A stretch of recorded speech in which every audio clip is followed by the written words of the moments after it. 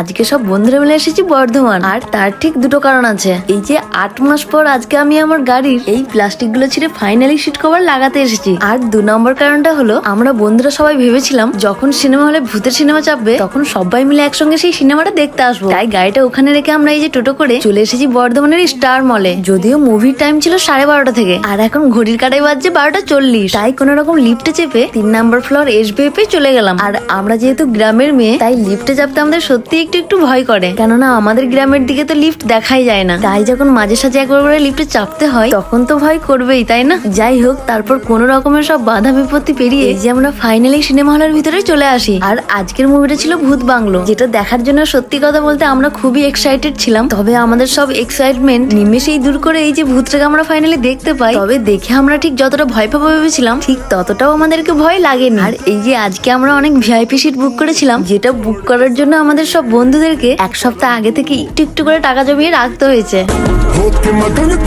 গাড়ির গাড়ির কাজ করাতে এসে আমরা কি করছি এখানে? মুভি দেখতেছি। তারপর কিসে ভূতের মুভি? ভূত বাংলো না? তবে মুভিটা কেন জানি না অতটাও ভয়ঙ্কর ছিল না, তাই আমরা 3 বান্ধবী মিলে সবসময় খেয়েই যাচ্ছিলাম। অবশ্য আমরা মুভি দেখতে এলে ওই জন্যই একটু বেশি বেশি করে টাকা জমাই, কারণ এখানে বাইরের খাবার অ্যালাউ নেই। আর কোল্ড ড্রিঙ্কস আর পপকর্নের প্রাইসটাও একটুখানি হাই, যদিও ওই জন্যই সবসময় আসা হয় না, কিন্তু যখনই আসি আমাদেরকে কোল্ড ড্রিঙ্কস আর পপকর্ন খেতেই হবে। তবে ভেবেছিলাম যে এই ব্লগটা আমি আপলোড করবো না, কেননা এই ব্লগটার মধ্যে সেরকম কিচ্ছু নেই। তারপর ভাবলাম যে থাক, আপলোড করেই দিই। টোটোতে চেপেছি, ক্যামেরাম্যান টোটো থেকে নেমে পালিয়ে গেছে। একটা ছেলে এত একটা ছেলে এত মন বলে কি করে মানে টোটো থেকে নামলো, আমরা আস্তে আস্তে নামবো যতই হোক, নেমে ও চলে গেল। নিয়ে এবার টোটাল দেখাচ্ছে হ্যাঁ কি ব্যাপারে মারটা একই তো বর্ধমানে, ধরো আমরা সেরকম কিছু চিনি না, মার কি করছে তো ভাই। ভাগ্যি তোর কাছে 50 টাকা ছিল বলে আমাদের কপালে দুঃখ ছিল।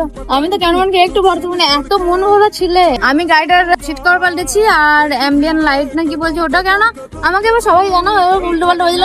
8 মাস 7 মাস গাড়িটা কেনা গেল, এখনো সিট কভার লাগাইনি। আচ্ছা, আমার এই পাগলামিগুলো কারা শেষ পর্যন্ত দেখেছো? আদেও দেখেছো নাকি জানি না, তবে যদি দেখে থাকো তাহলে তোমার নামটা একটু কমেন্ট বক্সে জানিও।